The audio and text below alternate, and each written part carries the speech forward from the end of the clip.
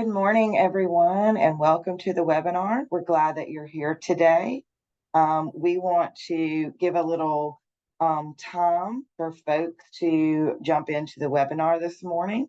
So very quickly, just know that we are in webinar format. You can use the chat box or the Q&A if you have questions.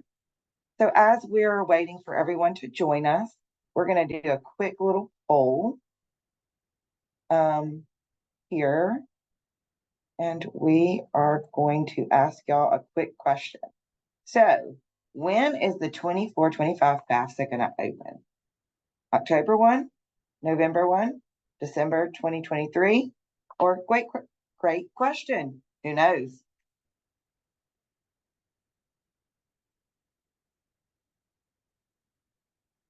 All right, we're going to give y'all just another about 20 seconds here.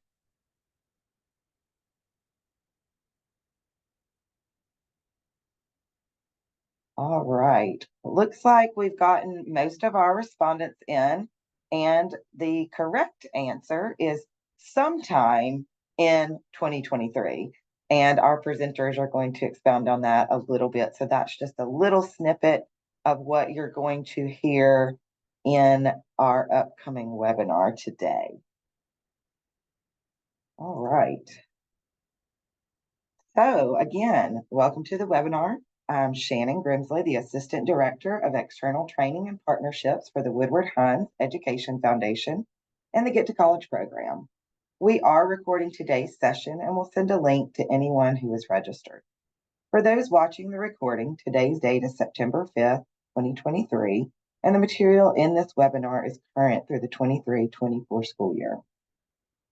In today's session, updates on federal and Mississippi financial aid.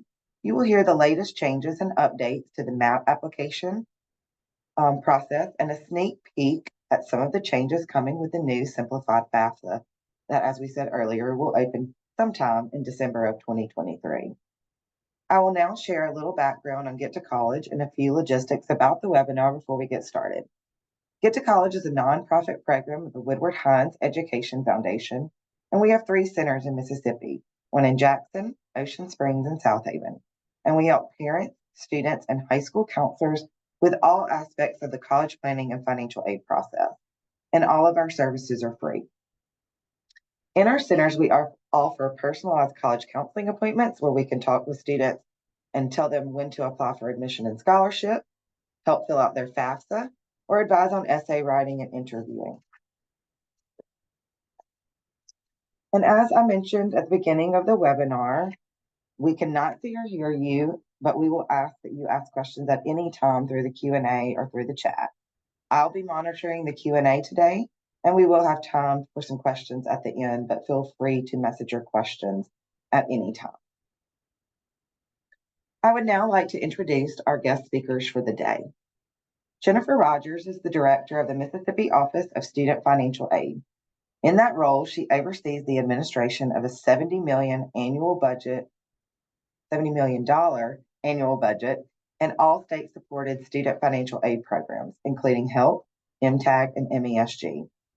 Since Rogers took leadership in the office in 2009, the office has reduced its administrative overhead while increasing the number of students eligible for the state's only need-based grant program by 15 times. Rogers received her undergraduate degree from the University of the South, or Sewanee, in Tennessee, her MBA from Millsaps College in Jackson, and her doctorate from the University of Mississippi. She is happily married with 2 children, one of who just went to college, so she's a first-time college mom, 2 pups, a cat, and a snake. All right, Jennifer, we'll talk about that later. All right, our next presenter is Kirsten Dufour. Kirsten is the Director of External Training and Partnerships for Get to College. She has led the Foundation's FAFSA scaling efforts and created training and professional development programming for Mississippi educators to support college access for Mississippi students. She partnered in the creation of the curriculum, student workbook materials, and Master Teacher of College and Career Readiness course for the support of the graduation requirement of CCR in the high school classroom. Currently, she serves on the National College Attainment Network's FAFSA Expert Advisory Board and is published in the Foundation Review for FAFSA scaling work. Thank you both for being here today. We have a lot to cover, so Kirsten, I am going to turn the presentation over to you. Awesome. Thank you, Shannon, and thank you all for joining us today. We're excited to be able to dig in. We're going to start with the FAFSA first, because first you have to FAFSA. So what we're going to start with is just a reminder on the FAFSA. So we're going to be talking 24-25, which is for the high school graduating class of 2024, so your seniors. Next slide. So federal student aid, there is the FAFSA application. It's a free application for federal student aid. Reminder for everyone here, if you've heard Get to College speak about it, it's just an application. So the FAFSA doesn't award any money, right? It is just that application that indicates to the colleges or maybe to private scholarship providers, what the student may be eligible for. So in the terms of federal aid, what the colleges then award once a FAFSA is processed and reviewed is potentially Pell Grant, work study, FSDOG, which is a need-based grant, depending on if the institution participates in it, and loans, so federal loans. As we know, there are major changes coming for the class of 2024 and beyond, and that's what we're going to overview today. Before we dig into those changes, I do want to celebrate Mississippi. So this is from Form Your Future. It's a FAFSA Tracker state by state hosted by the National College Attainment Network. And as of August 18th, Mississippi was ranked nationally in FAFSA completion. This is for first-time completers for high school seniors. We're up 1.2% year over year. So we wanted to celebrate Mississippi here, seeing that we do well in FAFSA completion by the end of August when students really need that money for their post-secondary plans. So success, Mississippi, great work. Now let's take a moment, let's pause, and then let's reset for the 24-25 year. So this is all about FAFSA simplification, and I do want to start with a disclaimer that all the information that we're sharing with you today is to the best of our knowledge as of today, and we're still learning a lot of guidance from federal student aid and clarification on things. So we wanted to tell you that we're pretty certain a lot of these things are going to be there, but there may be some small changes when the application actually opens that you're going to see.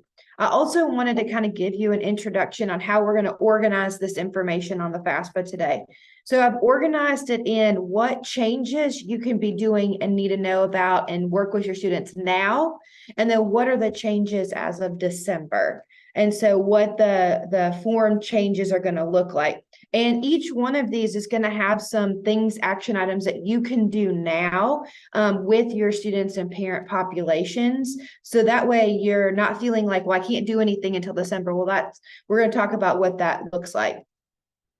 So these are the changes that affect that you can deal with right now.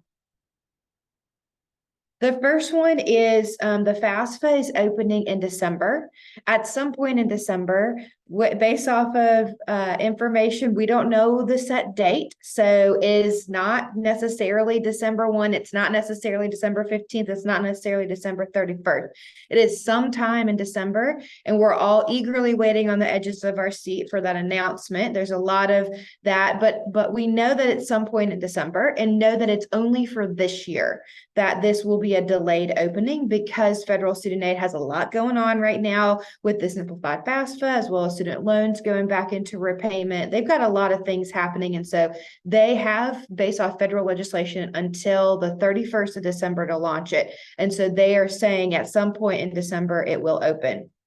So what you can do now in response to the delayed FAFSA opening, you can go ahead and educate your communities about these changes. Whether you work with high school students, or you work with current college students, or you work with adult populations, we need to make sure that everyone knows that for this year, there is a delay, and it is not October 1 that it will be opening, again, only for this year. So go ahead and talk about, broadcast, share those changes. You can also plan an all hands on deck support for your students January through March, particularly for your high school students. That January through March window is really honestly when you're going to be doing the majority of your FAFSA support. So we know that if it opens in December, maybe mid-December, really at any point, if you're in a K through 12 area, in high schools, you're not got a lot going on December, right? You're wrapping up that year, you're heading towards winter break. So we are realistic in saying more than likely your vast majority of your FAFSAs you're going to support those when they come back from the winter break. And then, of course, we know that March 31st and April 1st, important deadlines for the help grant. We want to make sure that we really have support systems in place for your students in that window of time. Now, for your renewals, your current college students, you're going to have a longer window based off any priority deadlines that they may have you want to pay attention to. You can go ahead and plan to complete the Mississippi Aid application, the MAAPP, starting on October the 1st. So that is still going to be opening. So kind of thinking through if you want to create a way that your students can go ahead and do the MAAPP early and then plan for that subsequent FAFSA completion after it opens in December. So the second thing that you can affect the changes right now is the FSA ID. So the FSA ID, for those that are not familiar with it, it's a unique username and password used to access and sign the FAFSA. It has been in effect and it will continue to be, but more important than ever moving forward. There is still the multi-factor authentication, which is that text or email code in order to log in. So when you go to studentaid.gov, you log in to that website with the FSA ID. It has that text or email verification. That is still a factor. So everyone who logs in, which you'll see everyone is going to log in on their own with the FAFSA, will have that multi-factor authentication. So you still have to have immediate access to email or cell phone to log in. And it still requires the same information to create the FSA ID. So that legal name plus an access to email and text immediately, plus has those challenge questions and that mailing address. So that information is still going to be the same as to what you've known how to do an FSA ID in the past as moving forward. Now every FSA ID, new or existing, must have a valid working email address, and it has to be verified. So in years past, you may have skipped the email because they didn't have access to it and they couldn't get that verified code really quickly.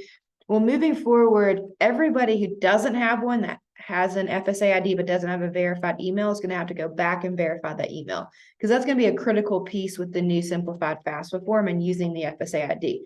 So that's something that you can go ahead and think about now, is how can you help your students or your parents to ensure that they log into studentaid.gov with their FSA ID now and see that their email is verified and go ahead and work on that.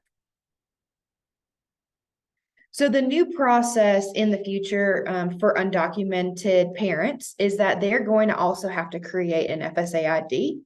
And it's going to, as you can see on the screen, shot ahead on the screen, you can see that it will ask if they do not have a social security number. This is a new change component to the FSA ID creation process. For undocumented parents, they would check that, and then their identity would be routed through confirmation of a credit bureau check, like a TransUnion. So we don't have a lot of clarification on what the screens are going to look like moving forward once they check that I do not have a social security number. We do know that more than likely they're going to have to ask credit-based questions. So those are going to be things like questions maybe about an address when they had a certain loan, whether it's a student loan or a car loan or a previous phone number, things like that. Often you may have had that experience when it does like a credit check on you. That's, as of right now, what we've heard on that verification piece. If for some reason the parents are unable to answer those questions, then there's going to have to be a manual route to mail in verification of identity to federal student aid. We don't know what that looks like yet. We're waiting for that. This is kind of one of the largest question mark areas around the simplified FAFSA. But we do want to tell you that there is a new process coming in the future at some point. And a part of this, the signature page has been eliminated. So you may have used the signature page for your undocumented parents, putting, all zeros for social, signing it, and then mailing that page into that PO box in Kentucky. Or if you have a parent whose FSA ID was locked and you couldn't get into it, couldn't access it because it didn't have email or cell phone anymore, you would use that signature page as your alternative method.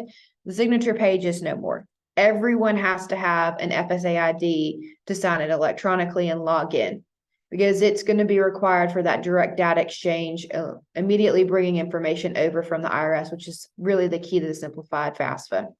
One warning about this, if you'll go back one, Shannon, I want to highlight, there nowhere on this page at any point in the FSA ID is it going to tell you that the Social Security, do not have Social Security is only for parent.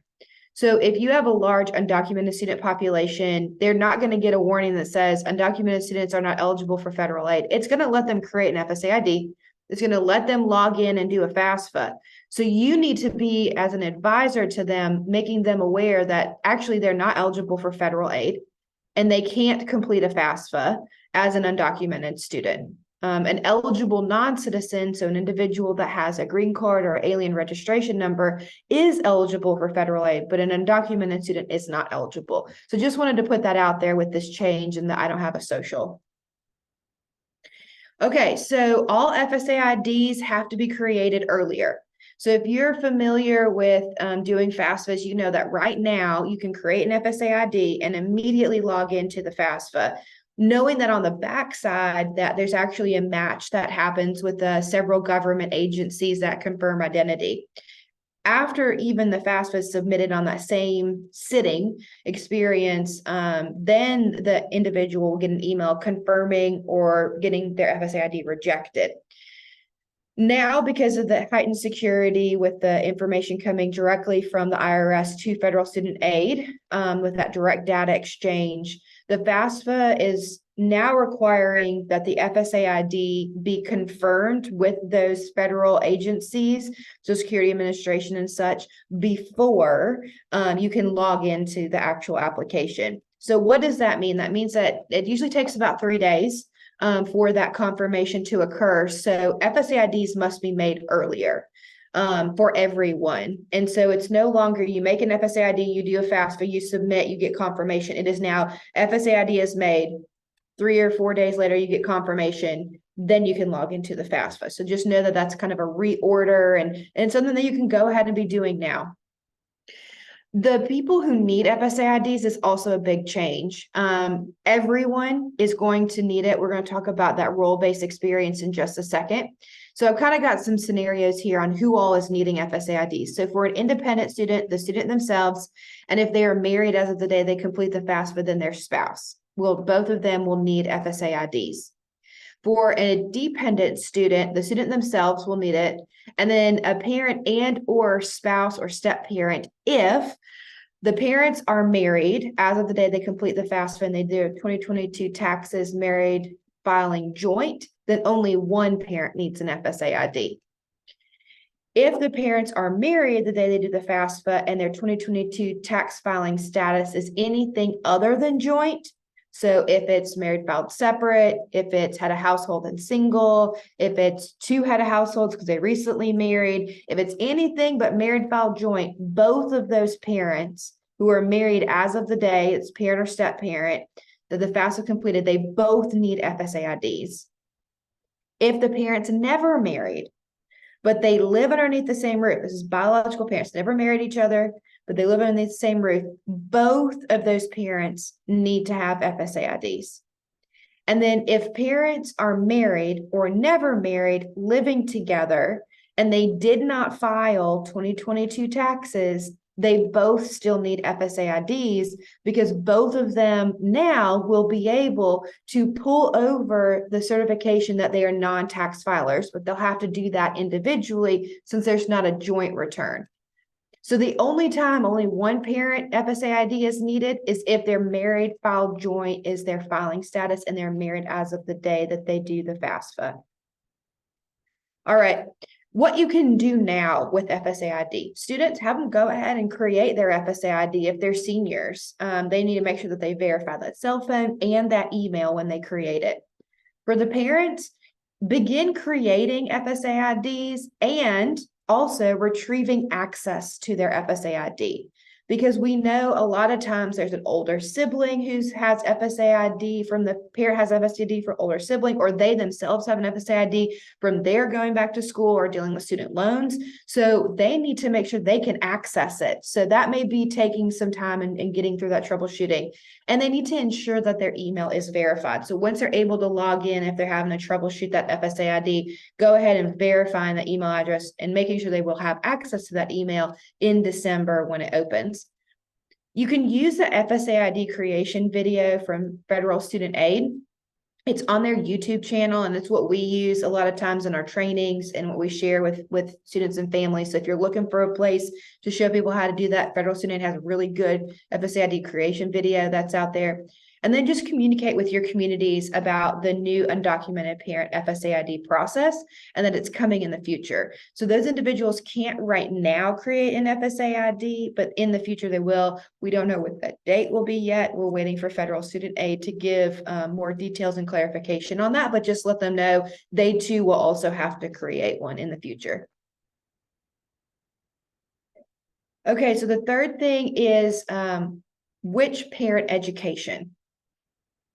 So a new part of the FAFSA is a piece called the Parent Wizard. And I haven't really seen this referred to in any formal writing. I've just heard Federal Student Aids call it this. So it's a part of the application. So you can see this is a screenshot of the 2425. This is in the form for the student to help the student identify which parent they need to include on the FAFSA form, and they need to invite as a contributor. Those are some key language terms that I'm sharing with you there. And so you can see it asks the questions about, are your parents married to each other? Yes, no. And so it's a response based, it shows information based off the responses. The next slide is a screenshot from a webinar that was done with Federal Student Aid that kind of lists out all of the if you say no to all of them, the questions. So it asks if are parents married to each other? So biological parents, yes or no? Do the parents live together? Yes or no? Did one parent provide more financial support over the past 12 months? Yes or no? So if the parents are not married to each other, and then it asks from there if the parents are not married to each other, biological or adoptive parents, but do they live together? And if that it's a yes, then we know they both have to have FSA IDs and we use both their information. But if they don't, then we have to determine which parent the student needs to invite. And so that is where a change has occurred here. It is no longer the parent that you live with the majority of the time in the past 12 months. It is now the parent that provided the most financial support over the past 12 months. And so that's a key thing. That may be the same as who they live with, but it's not always that. So you need to make sure that you're asking those questions to the students that, okay, well, your parents, are they married to each other? If they're divorced, then do they live underneath the same roof, or they've never married? And if not, then who provided the most financial support in the past 12 months?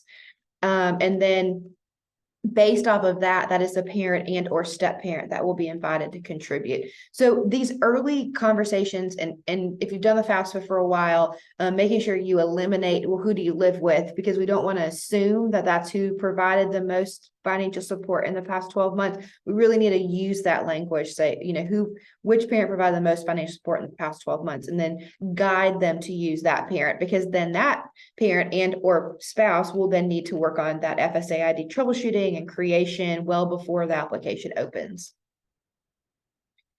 We've got a nice flow chart that we'll share with you. It's final stages of it's being designed currently. So here's that kind of flow chart that we'll share as a resource that you can use. Are your parents married to each other? No. Do your parents live together? No. Then who provided most financial support? And is that parent remarried? And then that says who all needs to be invited into the FAFSA to complete their section and create an FSA ID. All right, so the last thing that we're going to cover, this is kind of a newer one that we want to highlight, is changes for pregnant students. So previously, the independent question or the dependency status question to make a student independent on the FAFSA read, do you now or will you have children who will receive more than half of their support from you from the upcoming academic year, essentially award year? The question is changed, and it now reads, the student has children or other people, excluding their spouse, who live with them and receive more than half of their support now and for the upcoming award year. We wanted to highlight this because if you work with students who are currently pregnant, federal student aid is giving guidance that because it now reads, has children who live with them, a pregnant individual is not considered independent until they have the child and the child lives with them. It is no longer, do you now, or will you have it, will you have the previously where it was essentially they are pregnant and they will have a child, they now have to have the child. So if your student is pregnant and their due date is in January, they would not be, and they complete their FAFSA in December, they would not be considered independent for this variable until after the child has been given birth and lives with that student. So we just wanted to highlight this as you do kind of your language changes, your internal knowledge changes there, that this is a change that you may need to advise students if they are currently pregnant. As long as they don't miss major deadlines, they may want to wait until after they have the child for that independent piece. If they go ahead and file the FAFSA and then they have that child, they can work directly with the financial aid office on that situation change and updating of the 24-25. Okay, so now we're going to shift into changes that affect how to complete the form in December. So we're focusing now on the form itself. So these are the past things that we just covered, or what you can share and work on now leading up until the open date in December. So the biggest thing that you need to be aware of is the biggest change to the form is that it's now based on a role-based experience. You're going to hear the word consent over and over from everybody talking about the new FAFSA because it is the most important piece. As I mentioned earlier, one of the things that has made the FAFSA to be simplified, if you will, is that it's taking the information directly from the IRS and removing you as the completer, you as the student, or you as the parent to get the data to then give it to federal student aid. That's how the IRS data retrieval tool worked. Now it is direct data exchange. So it's IRS directly with federal student aid, immediately giving that. But the individual who's completing the form has to give consent. You'll see it. It's really early on the actual application. I'm going to show it to you in just a second, but everybody needs to give that approve piece for the consent, even if they don't file taxes, because now IRS data, direct data exchange is going to be able to do everybody regardless of their tax filing status. And so everybody has to give consent. The student and the parent and potentially parent number 2 all have to give consent. Each contributor, that's what everyone is called now, a contributor. A student is a contributor. The parents are contributors. They have their own FAFSA form. So no longer do we work through those tabs in that one browser. It is now the student has its own section, separate, isolated from the parent section, which is isolated from maybe the second parent contributor section. So they don't cross see anybody. So if you have families who are concerned about sharing that information with their student, everybody's separate now. Everybody's got their own individual form. So it's not complete until that's done. We'll see that in a second. And then students must provide the details on their section of their form that trigger for the parents to be contributors. And they have to, once they go through that parent wizard, they then have to list out the legal first and last name of their parent, the date of birth, and their social security number and their email address. And then what will happen is the next is that the email will come through, which we'll look at in just a second. So the FAFSA is not complete until each contributor submits their section. So that could potentially be up to 3 separate forms that have to be completed, and then finally it's submitted. So if you're working on the completion side of things, so with the high school students or with the college students, you won't be able to determine if it's completed until it is all sections are done. On the college side, you won't know that a FAFSA is in limbo waiting for a parent. The only way that you all will be able to advise student and parents around that is the student has to log into studentaid.gov, and then on that page it will say what the status is, if they're waiting for parent contributor and if they've completed it or who they're waiting for. Each contributor will receive an email immediately to log into the FAFSA and complete their section. So that will go to the parent contributors, and then that student can track that progress. So the next slide actually has a visual of what that email will look like. That's supposed to be immediate. That once the student puts in the contributor parent's name and contact information, it will go immediately. You can see it says, student first name has been asked that you contribute to their form. You need to log in, and it's supposed to based off of if the parent has a username and password and FSA ID already. So just know that it's going to be language around you need to help contribute to the student's form for their financial aid. So talking about the form itself, remember the rule is that the parents provide the most financial support in the last 12 months. So we've got some scenarios to kind of talk through to help us visualize that. So we've got a student, and the student says that their parent is, as of today, not married or never married or single, divorced, separated. They don't have a current marital status of married. Then they would only use that one parent, and only that one parent would need an FSA ID. And then once the student does their section, they add that one parent as a contributor, the email goes, that mom logs in, then the FAFSA is complete. So that means that both of them have individually done their own parts, their own form, then it's done. It's at the colleges at that point. Now, for a student whose parents are married as of that day, and they filed taxes jointly, they only need one FSA ID. So the student will do their section. The married filed joint parents will do their section. Once whoever gets done last hits submit, then it will be a completed FAFSA. But if that parent did anything tax filing status other than married filed joint, so they're single, and had a household, married filed separate, both had a household, whatever, for 2022, then that means the student does their section, parent contributor 1 does their section, parent 2, parent spouse does their section. So once all 3 of those have done and submitted theirs, then the FAFSA is complete.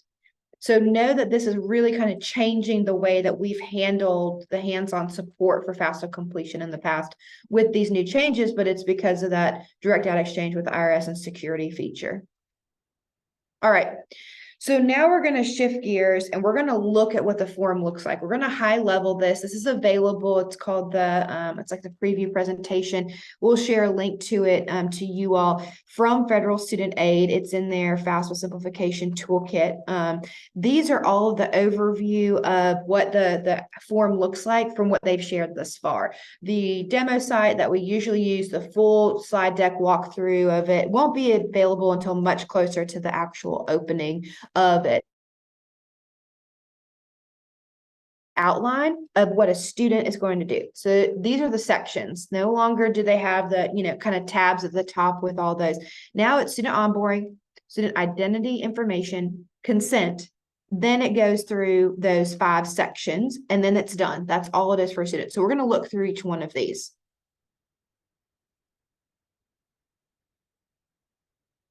All right, so this is what the student onboard. So when they first log in to the FAFSA for 24-25, they have 4 screens that explain essentially what the FAFSA is, what it does, and all of that.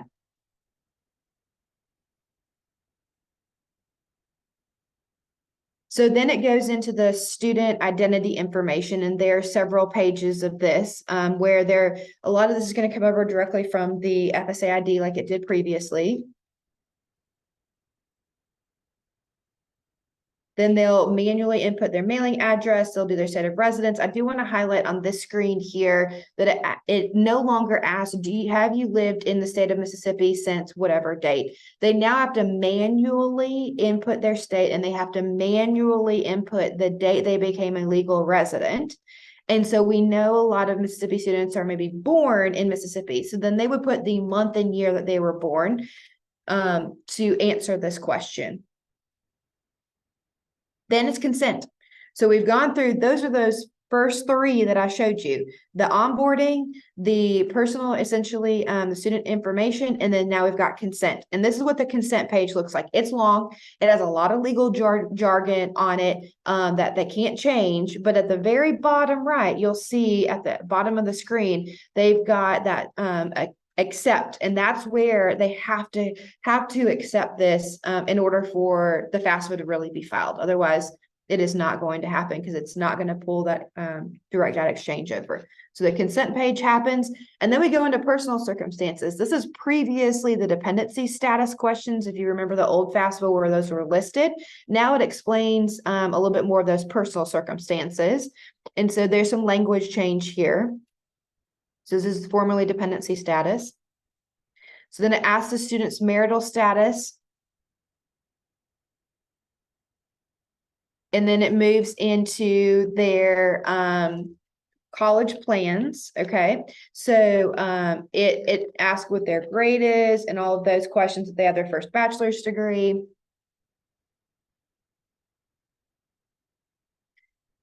Go back one, Shannon. Okay. Go back.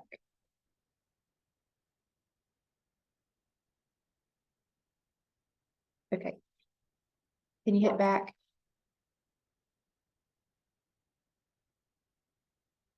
I think you're going the wrong way.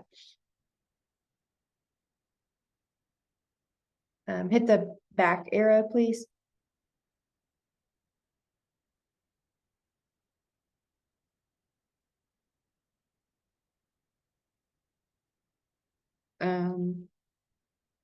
You're going the wrong way, Shannon.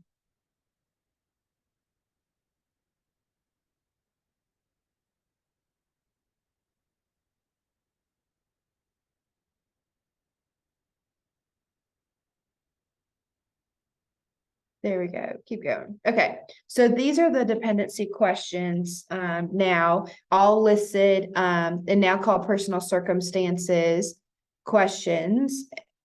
And then this is where a student would be independent if they say yes to one of those. Okay, next slide.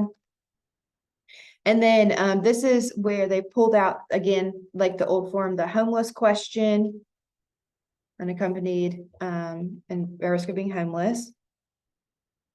And then this is a new kind of highlight area where it asks you, does the student have unusual circumstances that prevent from them to contacting their parent at the risk of the student?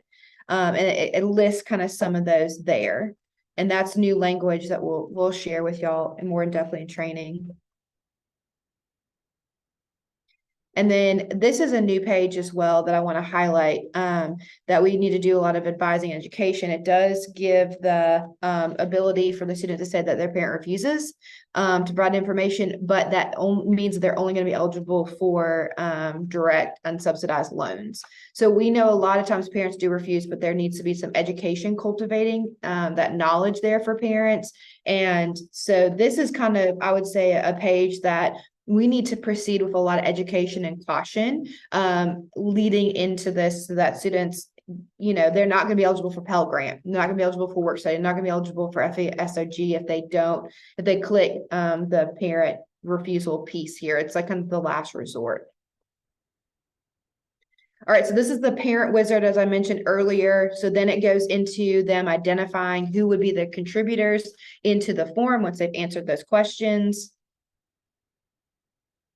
And then this is where they actually, the next page is where they invite the contributors once they've gone through the wizard. You can see that they have to list that first and last name, date of birth, social security number, email address, and then it sends that email immediately over to the parent.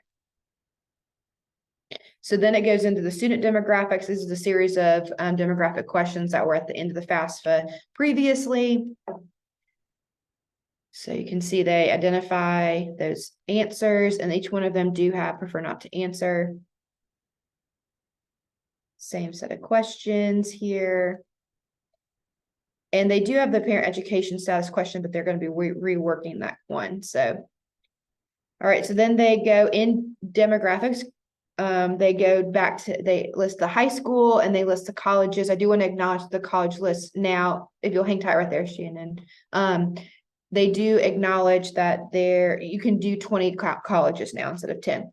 So then once they answer those questions, they move into the student financials, and you can see these are the only questions they answer about student financials because it's been simplified with the IRS. So they answer about if they've gotten college grant scholarships, AmeriCorps, income, and foreign income exclusions.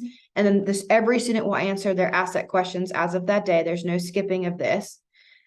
And that's it. So hit the next.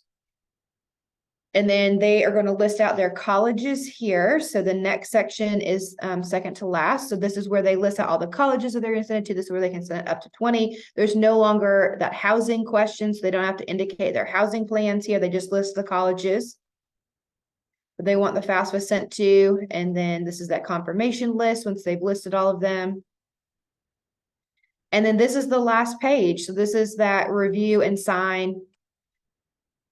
And then it gets them to where in that section, it gives them where they see that the contributors have been invited for parents. And then it gets them to that signature page where they hit submit, but it's not done. Reminder, it's not done until those two contributors have done theirs. This is what it looks like for the student. It tells them, hey, you have completed your section, but we're still waiting on your parents. So this is what it will look like as I monitor that. So that's a submission summary. And they're not going to get an estimate for the Pell Grant on that confirmation screen like they used to, because they're waiting for the parents to contribute their information. So it's going to have, check your email, your form needs contributors, log back into studentaid.gov to check the status, that type of thing. All right, so the parent is a smaller section, even more than the student. So they have, this is the outline for the parent one, and we'll very quickly overview that.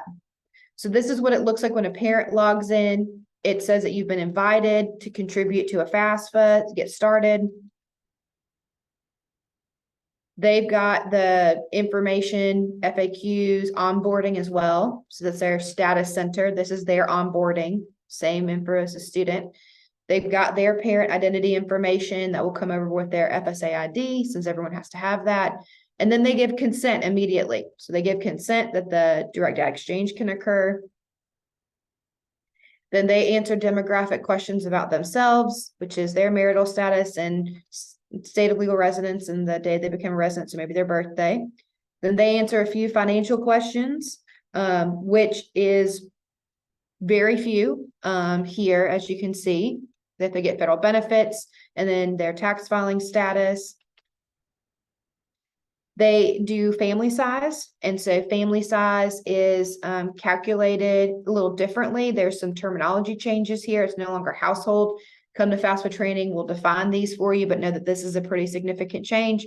And it still does ask how many are going to be in college, while that does not actually factor into the aid formula any longer. Then they answer a few of those questions about earned income tax credit, if the parents themselves have college grant scholarships and foreign earned income exclusion. And then they list out annual child support received, because that's not on tax forms. And then they would answer asset questions themselves as parent. And that's it. If they have their answer of did you file your taxes jointly with your current spouse for the prior year? They answer no, then this is where they invite that parent contributor. So the second contributor in those scenarios. If they answered married filed joint, then they wouldn't have this page. Then this is their review page and the signature summary page. And then this is, hey, its form is now complete because that parent was the last contributor. So it's actually good that they have submitted it. And now the student can log in to studentaid.gov to see what they're eligible for. Again, not going to be on this page. This is where they find the money. So the student submission summary is only available after all the contributors have put their information. Only the student can log in with their FSA ID to see. And you can see that smaller box below the text there. It's going to have eligibility overview, FAFSA form answer, school information, next steps, when it was submitted versus when it was completed, and all of that. And you can see on the eligibility overview, again, this is logging back into studentaid.gov after the contributors have done their section. Then the student sees that they're eligible for Pell Grant loans, that type of eligibility aid. These are good changes. I promise they're great. As you can see, it's a lot less for you as an advisor helping students and families with it. I'm going to hand it over to Jennifer to show the changes that are happening and updates for the Mississippi financial aid application. Okay. Good morning, everybody. As you know, we are the office that administers all of the funding that is provided by the state for Mississippi students to go to college. Go on to the next slide. I'm not going to go into all of this just because we are running a little bit short on time, but I just wanted to make sure that everybody has all of the most important information about the three major programs that our office administers: HELP, MTAG, and MESG. There's more information on our website about each of those. And Get to College is usually really great about also answering questions and helping out with the state programs as well, as much as they can. So go on to the next slide. How do students apply for age? This is a screenshot from a couple of years ago, but the map really hasn't changed much from year to year. Students apply for Mississippi State financial aid by completing the MAAPP, which is the Mississippi Aid application. Most important thing probably to know about the new MAAPP that will open on October 1st is that it will in fact open on October 1st. The MAAPP opens each year on the same day that the FAFSA does, which is typically October 1st. But we are keeping the same opening date this year, even though the FAFSA will open a little bit later. It's really simple, 10 minutes or less, probably less. And unlike the FAFSA, the MAAPP does not include any request for financial information, no linking to external sources. It is a pretty straightforward, who are you, where are you going to school, how can we get in touch with you, what are your plans kind of application.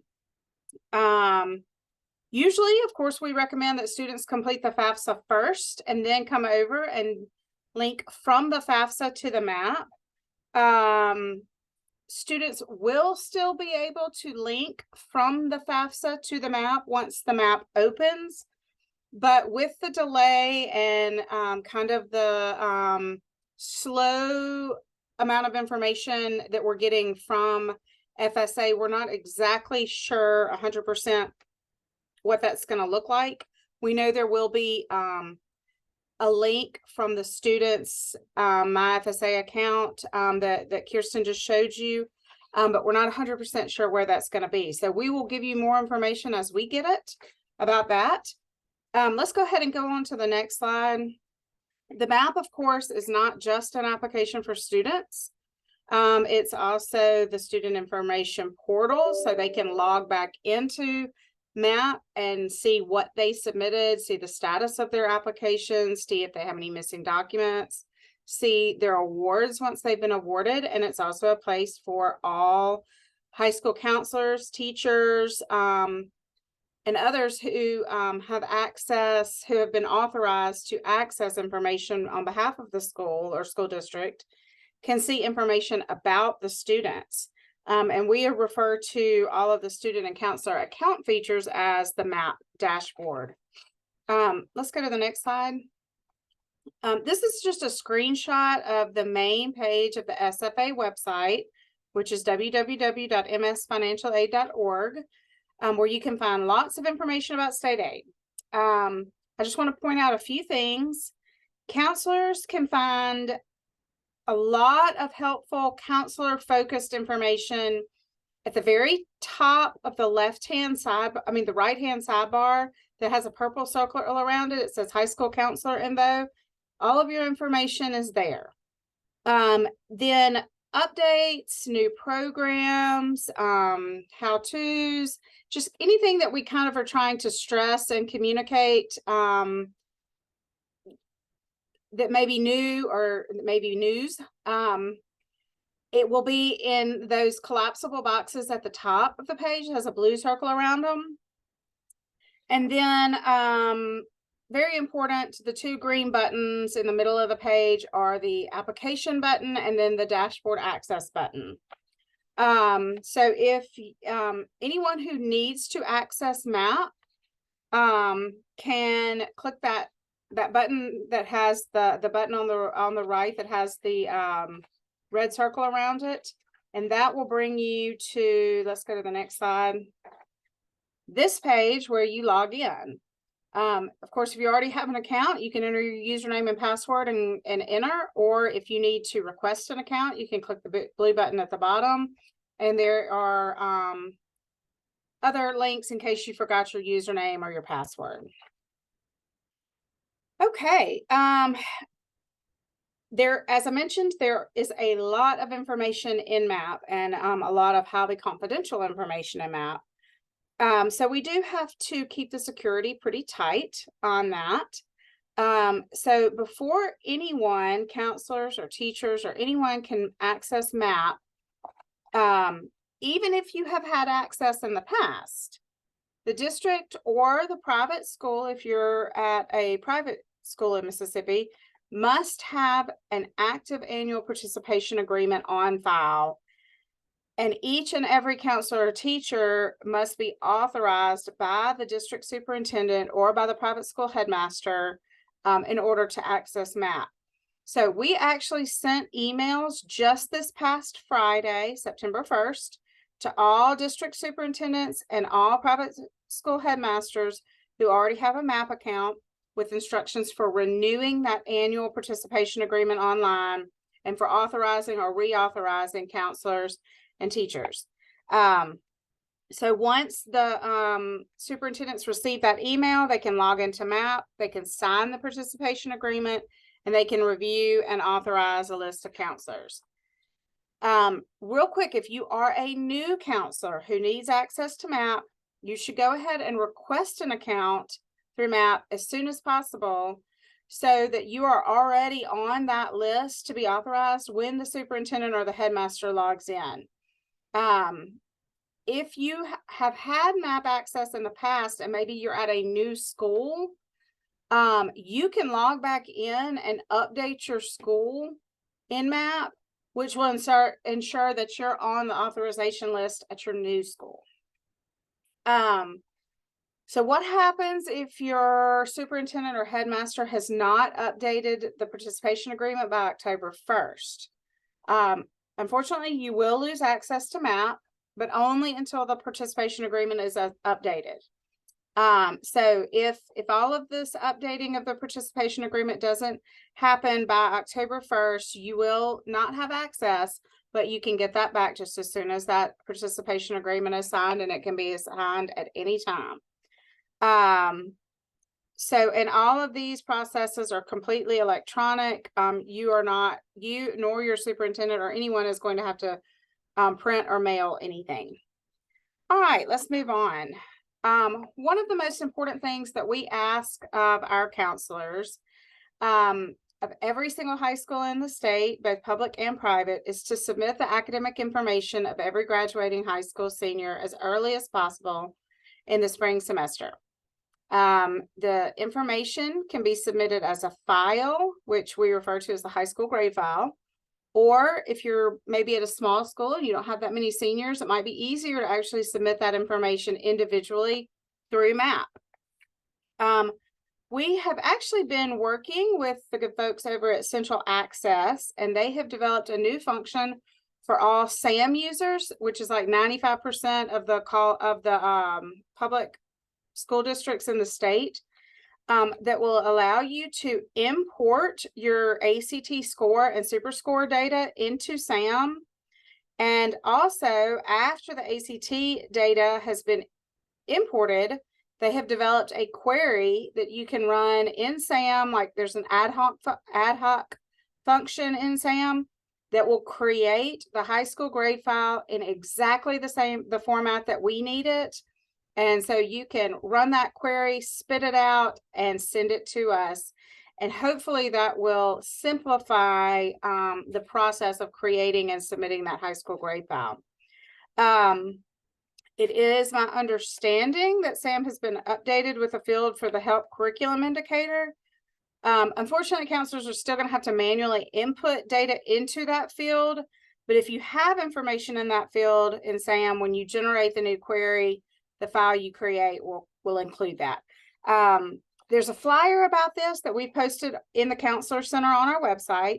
We've added information about it. We've put the new query in our Counselor Center on the website. So all this information will be there when you get ready to create that high school grade file, which you are not going to do until after January. I'm telling you about it now just to give you a heads up, but we don't need you to submit those files. We can't do anything with them until after January. We need them by April 30th, and that is because April 30th is the supporting document deadline for the help grant. And those are the primary three academic pieces of information that we need for each and every student, which is the 7th semester GPA, the ACT score or super score, and the help curriculum certification. All right. The one new thing that I want to tell you about is the dual enrollment, dual credit scholarship. So the 2023 legislature created a statewide scholarship program to pay for up to 6 hours of dual enrollment, dual credit. This includes both academic and CTE courses for high school students. Eligibility for dual enrollment in general has not changed. So the eligibility criteria that you see here are only eligibility for the scholarship piece of this. Okay, so even though you do not have to be a junior or senior to take dual enrollment courses, there are some CTE courses specifically that students can take as a sophomore. In order to receive the scholarship, you must be a junior or senior. You have to take an academic or a CTE course listed in the policy manual. And you may be thinking, oh, wait, but there are no academic courses listed. There are no CTE courses listed in the policy manual. They will be this year. So that is changing.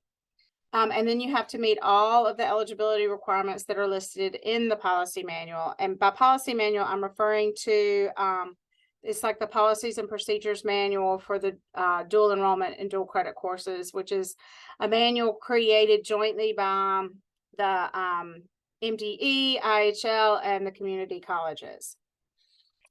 Okay, let's go on to the next slide. All colleges and universities are not required to participate. However, we are expecting them all to participate and therefore agree to the program stipulations that are in the manual. This includes what they can charge for dual enrollment, dual credit courses that are taken by the scholarship students. Institutions must agree to charge 40%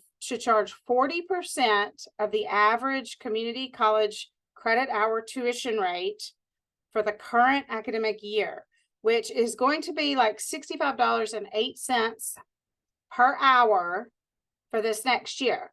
So because most courses are 3-hour courses, some are 4, you would multiply, it would be the award amount that for the student would be a multiple of 65.08 times either 3 or 4. This is the rate that our office, the state aid office, will reimburse the colleges on behalf of the student through as that's how much we'll award for each scholarship. We are expecting close to 25,000 high school students to pursue funding based on the last couple of years of take up of dual enrollment and dual credit courses. The legislature has set aside about $10 million for this first year. SFA will administer this program as we do any other aid program. But we are going to have a completely separate application for this program because we don't want there to be any confusion between students who are maybe seniors who are applying for aid for college for the next year, but also need to apply for aid apply for the dual credit scholarship. We will be placing a prominent link on our website for the application when it opens. Once students apply online, they will not need to submit anything else to us. There are no supporting documents for this program, just the application. The rest of the process will pretty much happen in the background. Your role as counselors will be to continue to help students by letting them know they are eligible for dual credit, dual enrollment, helping them register for the proper courses that can be, that qualify for the scholarship, and telling them about the scholarship, making sure they apply. We are hoping to go live with the application on November 1st. If not November 1st, sometime in early to mid-November. We don't have an exact go live date. We're taking after the FAFSA and sometime in November. But we are hoping to get this up and running as quickly as possible so that students can qualify for the scholarship for spring semester courses that they take. So stay tuned. We will get information out to you as soon as we have it. And that is really all that I have to share. If you go to the next slide real quick, it's got our contact information. Brandon Johnson in our office, many of you have probably spoken to him. He's your man in terms of anything that you may need from our office. And if he can't answer you, he'll get you in touch with the right person. Jennifer, there's 3 questions that I didn't know the answers to. So let me see if you can answer them. What if the counselor has a new superintendent this year? How do they handle that? Well, it would be great if you could like send Brandon an email and just say, hey, Brandon, we have a new superintendent. We'll verify their information and get him get an email out to him about creating an account in MAAPP and signing that participation agreement. And if you could do any nudging from your end too, if you have an opportunity to do that, that would be great. The next question is, someone indicated that they think the ACT upload is something that districts have to pay to use in SAM. My understanding is this is brand new, like brand new in SAM. They have done and they have created this upload functionality at our request, and that it is going to be available to everyone, is my understanding. At no cost. The next question is it possible for Education Opportunity Center counselors to have access to MAAPP? They are not associated with a school district. They are with a university, but they assist students who participate in the program with FAFSA completion. Probably not. We would have to investigate that. I don't know enough about the Education Opportunity Center to be able to answer that question. We'd have to look into that. Okay, and then next is around the dual credit, dual enrollment scholarship. Is it available for private schools? We had hoped that it was. The original legislation had private school and homeschool students included, but the final legislation did not. So unfortunately at this time, no. And is there a limit to the number of times a student can receive the dual enrollment, dual credit scholarship? Well, they can only receive it for 6 hours. That is a lifetime eligibility of 6 hours. So, and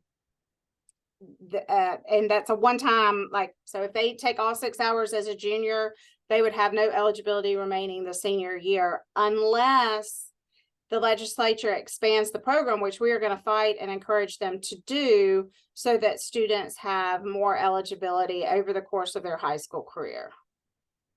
All right, 2 last questions. How do they get an ACT file in order to upload it?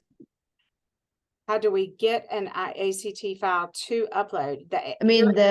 How do the counselors get an ACT file to upload? The ACT file should be going to their school. Each school should be getting an ACT file from after that is my understanding, is that the schools already get those files. All right, next question. Is there printed information about the dual enrolled scholarship on the website that they can have? Yes, if you go to www.msfinancialaid.org/DEDC, you will find it. There's also a link on the homepage under that new information. At the very top above the MAAPP logo, there's a link to the dual enrollment, dual credit scholarship information. All right, so we did have some participants answer the ACT question, success.act.org. You have to be a trusted agent for your school and you can download it there. And the last question, Jennifer, is what about early college students? Will they be able to qualify for the dual enrollment, dual credit scholarship? Yeah, so there is hang on, I can, this is something that has been confusing to me. I believe that middle college students are eligible, but early college students are not. And that is not a rule that came from our office, but that was specified in the legislation. And I think I'm telling you right. I think it's middle college is eligible, but early college students are not. I can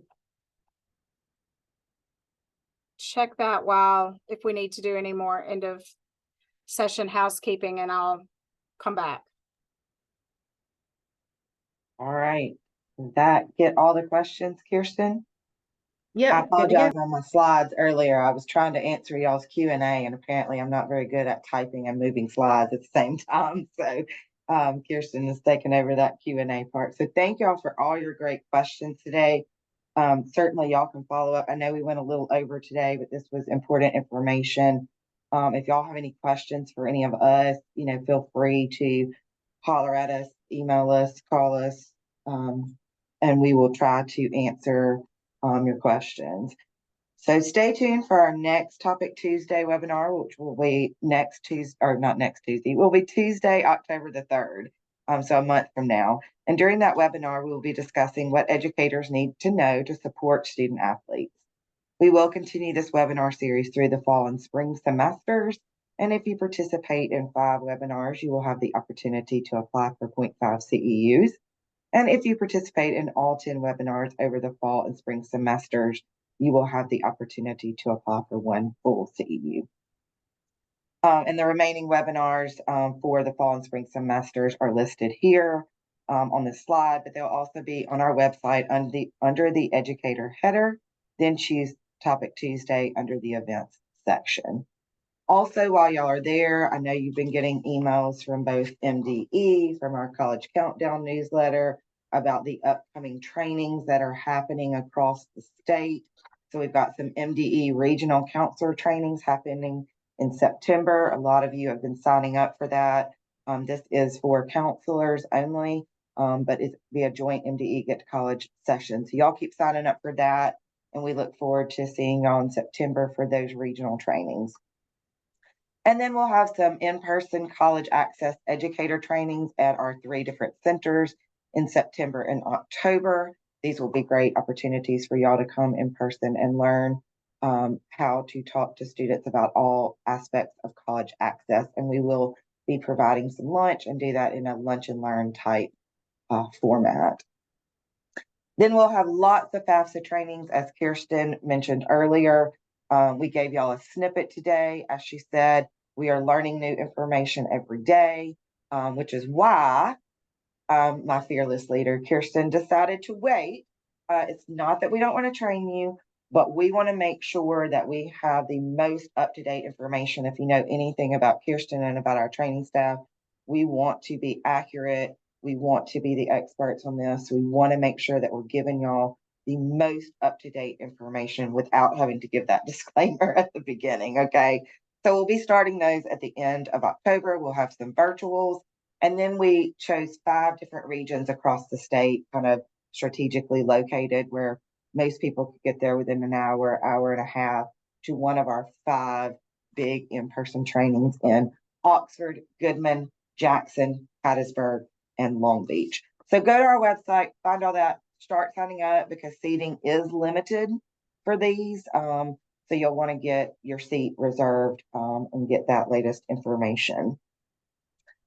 So again, thank you for joining us today. Sorry for going a little bit over, but a lot of information to share today. If y'all have any questions, you definitely know where to find us. And we look forward to seeing everyone in October for our next Topic Tuesday. See you then.